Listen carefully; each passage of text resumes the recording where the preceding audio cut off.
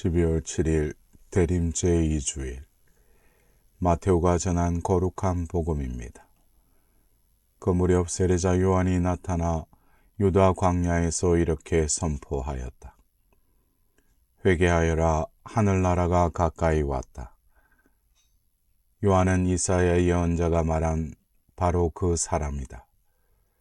이사야는 이렇게 말하였다. 광야에서 외치는 이의 소리, 너희는 주님의 길을 마련하여라. 그분의 길을 곧게 내어라. 요한은 낙타털로 된 옷을 입고 허리에 가죽띠를 둘렀다. 그의 음식은 메뚜기와 들꿀이었다. 그때 예루살렘과 온 유다와 요르단 북은 지방의 모든 사람이 그에게 나아가 자기 죄를 고백하며 요르단강에서 그에게 세례를 받았다. 그러나 요한은 많은 바리사이와 사두가이가 자기에게 세례를 받으러 오는 것을 보고 그들에게 말하였다. 독사의 자식들아, 다가오는 진노를 피하라고 누가 너희에게 일러주더냐. 회개에 합당한 열매를 맺어라. 그리고 우리는 아브라함을 조상으로 모시고 있다고 말할 생각일랑 하지 마라. 내가 너희에게 말하는데 하느님께서는 이 돌로들로도 아브라함의 자녀들을 만드실 수 있다. 도끼가 이미 나무 뿌리에 닿아 있다. 좋은 열매를 맺지 않는 나무는 모두 찍혀서 불 속에 던져진다. 나는 너희를 회개시키려고 물로 세례를 준다. 그러나 내 뒤에 오시는 분은 나보다 더 큰 능력을 지니신 분이시다. 나는 그분의 신발을 들고 다닐 자격조차 없다. 그분께서는 너희에게 성령과 불로 세례를 주실 것이다. 또 손에 키를 드시고 당신의 타작마당을 깨끗이 하시어 알곡은 곳간에 모아들이시고 죽정이는 꺼지지 않는 불에 태워버리실 것이다. 사랑하는 형제자매 여러분, 오늘은 대림 제2주일입니다. 올해도 대림 시기를 시작하며 주님께서 다시 오심을 깨어 기다리라는 지난주의 말씀에 이어 이번 주일에는 회개를 촉구하는 말씀을 들었습니다. 복음에서 요한 세례자는 회개하여라, 하늘나라가 가까이 왔다라고 외칩니다. 회개를 하되 속히 서둘러 해야 한다는 것입니다. 도끼가 이미 나무 뿌리에 닿아 있기 때문에 지체할 시간이 없다는 것입니다. 더 나아가 회개의 열매를 맺지 못하고 지체하는 나무는 모두 찍혀서 불 속에 던져질 것이라는 경고 말씀이 이어집니다.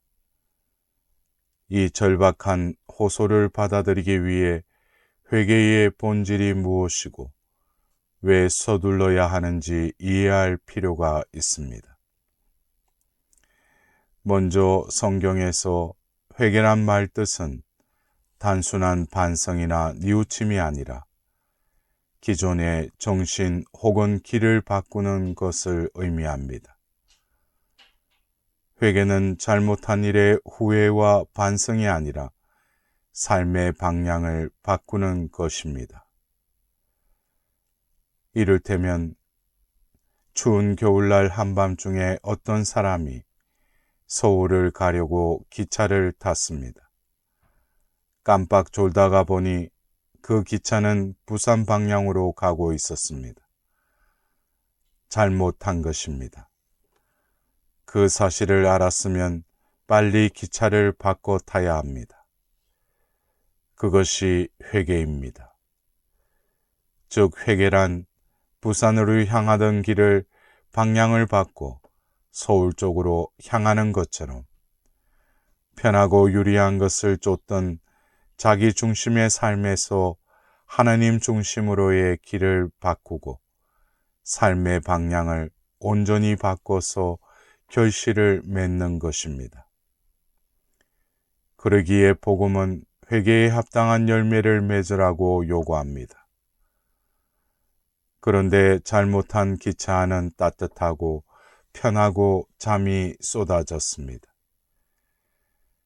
기차를 내려 갈아타려면 추운 데서 오랜 시간을 기다린 것이 기차나 그냥 앉아서 후회하고 반성한다면 그것은 회개가 아닙니다. 회개는 바꿈이고 그 길은 춥고 귀찮고 기다리는 과정이 뒤따릅니다. 그것이 번거로워 그냥 후회만 하며 살아간다면 그럴수록 우리는 목적지에서 멀어집니다. 회개의 특성은 방향이 잘못되었음을 발견한 순간 즉시 행해야 효과가 있습니다. 그러기에 세례자 요한은 도끼가 이미 나무 뿌리에 닿아 있다는 격한 표현을 쓰며 지금 당장 결단을 내리라고 촉구합니다. 이렇게 결단을 내려 중심을 바꾸는 모습을 바오로 사도는 구체적으로 타인을 받아들이는 삶임을 전하고 있습니다. 그리스도께서 여러분을 기꺼이 받아들이신 것처럼 여러분도 하나님의 영광을 위하여 서로 기꺼이 받아들이십시오. 내가 편한 것을 내 방식대로 받아들이는 것이 아니라 상대방 입장에서 서로를 받아들임이 회개의 실천이라는 말씀입니다. 이때 세상이 달라집니다. 서로 경청하고 소통하는 세상, 서로를 배려하여 공존하는 세상이 하느님 나라의 시작입니다. 어느 60이 넘은 노부부가 성격 차이를 이유로 이혼을 했습니다. 노부부는 이혼한 날 마지막 저녁 식사를 했습니다. 주문한 음식은 통닭이었습니다. 통닭이 도착하자 할아버지는 자기가 좋아하는 날개를 할머니에게 건넸습니다. 순간 할머니가 화를 내며 말했습니다. 지난 30년 동안 당신은 늘 그래왔어. 항상 자기 중심적으로만 생각하더니 이혼하는 날까지도 그렇군. 내가 어떤 것을 좋아하는지 한 번이나 물어본 적이 있어. 난 다리를 좋아한단 말이야. 당신은 언제나 자기 중심적이고 이기적인 인간이야. 그러자 할아버지가 말했습니다. 날개는 내가 제일 좋아하는 부위야. 나는 내가 먹고 싶은 것을 30년 동안 꾹 참고 항상 당신에게 먼저 건네줬는데 어떻게 그렇게 말할 수가 있어? 이혼하는 날까지.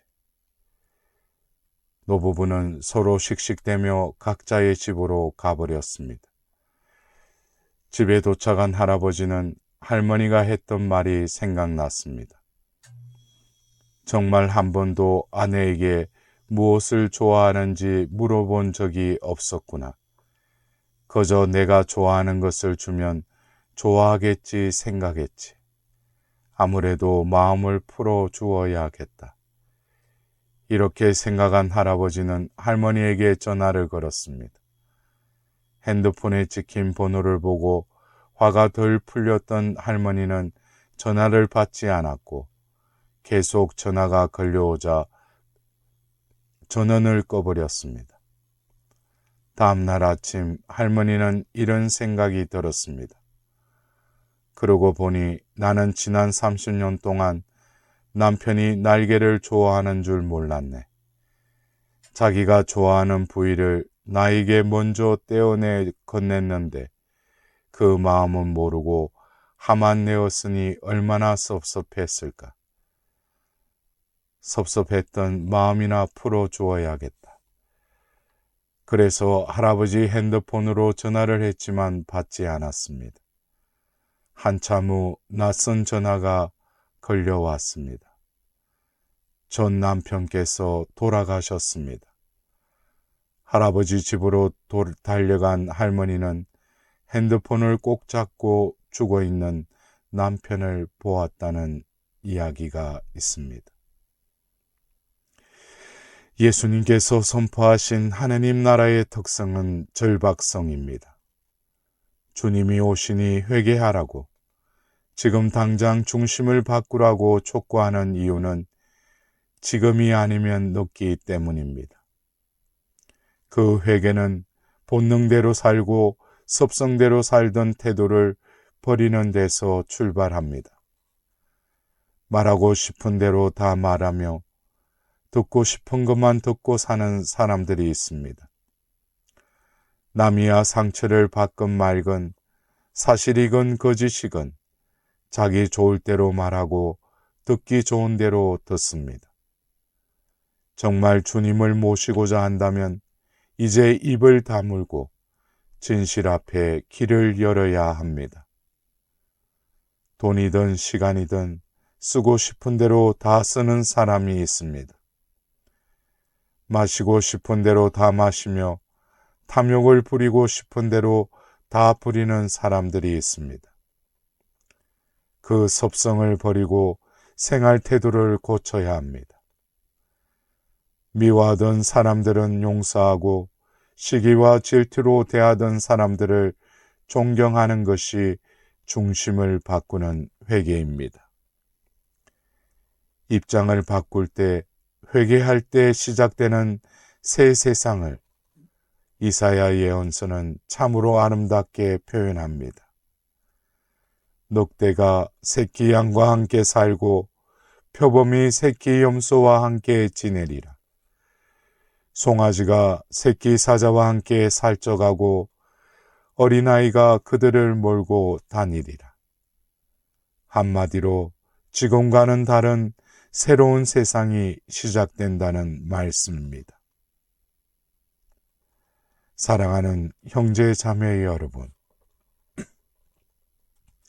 예수님께서는 그렇게 세상을 바꾸러 오십니다. 이제 예수님을 맞이하기 위해 단절에서 소통으로, 거부에서 수용으로, 지배에서 배려로, 나에서 너로, 세상에서 하느님께로 중심을 바꾸는 결단을 내립시다. 그때 주님께서 오시고 새 세상이 열립니다.